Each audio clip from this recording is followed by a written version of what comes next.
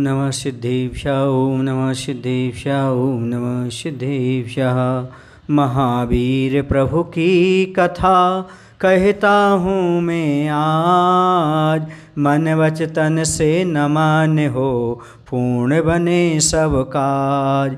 विद्यासागर हैं ममे गुरु, नमन करूं सिर नाय।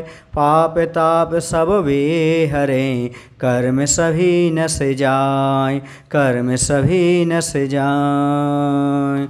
बोले महावीर भगवान की जय। आचार्य गुरु विद्यासागर जी महाराज की जय। बंधो, हम पिछली कथा में यह सुन कर के आए हैं कि मारीची का जीव 5वें स्वर्ग में देव हुआ था। वहाँ से वह चय करके निम्न योनियों को प्राप्त हुआ। वह असंख्य वर्षों तक निंदनीय त्रस्त स्थावर योनियों में भटकता हुआ दुख पाता रहा। 5वें स्वर्ग से आने वाला जीव एक इंद्रिय में जन्म नहीं लेता, बल्कि भवनत्रक से लेकर के सौधर्म ईशान दूसरे स्वर्ग तक का जीव एक इंद्रिय में जन्म लेता है। इससे पहले वह त्रस पर्याय को धारण करता रहा, उसके बाद वह एक इंद्रिय में जन्म लिया। ऐसी बात यहाँ पर समझना चाहिए। कहते हैं जो विमानवासी हु थाए, सम्यक दर्शन बिन दुख पाए। तहते चय थावर तन धरे, यूँ परिवर्तन पूरी करे। ऐसे यह जीव निगोद से शुरू होती इसकी यात्रा और त्रियंच की पर्याय पाकर के बड़ी बड़ी, फिर उसके बाद वह मनुष्य, नरक, मनुष्य, देव आदि पर्याय को प्राप्त करता है। फिर देव पर्याय से पुनः वही एक इंद्रिय आदि पर्याय में पहुँच जाता है। इसका मुख्य कारण है मिथ्यात्व, अज्ञान, पुरुषार्थहीनता या धर्म मार्ग को स्वीकार नहीं कर पाना। इस बात को सभी जीवों को समझने की आवश्यकता है। अब आगे हम देखते हैं कि आखिरकार वह जीव किस प्रकार से, कैसे उसका भाव सुधरता है। बहुत सारी असंख्य पर्यायों को त्रस और स्थावर की भोगता हुआ वह जीव मगध देश में एक राजगिरी नाम की नगरी है। उस नगरी में सांडल नाम का एक ब्राह्मण रहता था। उसकी पत्नी का नाम पाराश्री था। उसके गर्भ से उसी मरीचि की जीव ने जन्म लिया।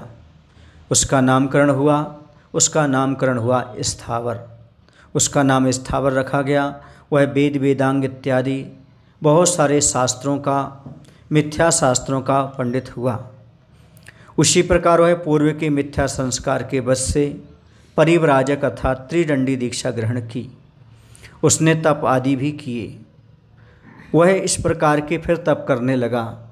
उन्हीं तपों के प्रभाव से वह स्वर्ग आदि को पहले प्राप्त होता रहा, लेकिन विषय चाहे के कारण वह और त्रस और स्थावर पर्यायों में गया। स्थावर पर्याय में एक इंद्रिय आदि पर्याय में वृक्ष आदि की बहुत सारी पर्यायों को प्राप्त किया उसने।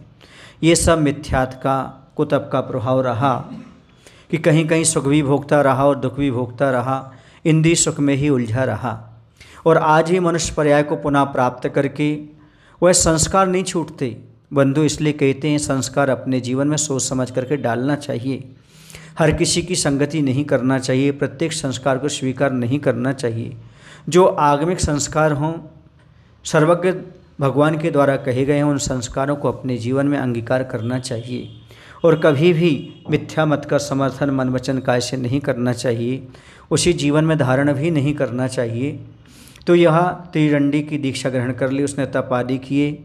उसी कुतप के फल से मृत्यु होने पर वह माहिंद स्वर्ग में देव हो गया। पुनः वह स्वर्ग के सुख को प्राप्त तो कर लिया, क्योंकि थोड़ा बहुत पुण्य व्यक्ति कर लेता है तो उससे उसका भला होने वाला नहीं है, जब तक कि वह जन्म जरा मृत्यु का नाश नहीं कर लेता। सही तप वही है जो इच्छा का निरोध हो, और इच्छा का निरोध तप है। और कर्म क्षयार्थम तप्यते तपः, जिससे कर्म का क्षय हो उसका नाम तप है। लेकिन इसने उस तप को नहीं तपा, मिथ्या तप को तपा, तो माहिंद स्वर्ग में देव हुआ। उसकी आयु 7 सागर की हुई और वह थोड़ी संपदा का उपभोगी हुआ, क्योंकि थोड़ा बहुत सुख तो पुण्य के प्रभाव से प्राप्त हो जाया करता है। इस प्रकार से यह स्थावर की कथाएँ पूर्ण हुई। अब आगे वह कैसे कहाँ जन्म लेता है, इस बात को हम आगे कथा में बताएंगे। बोले महावीर भगवान की जय। आचार्य विद्यासागर जी महाराज की जय।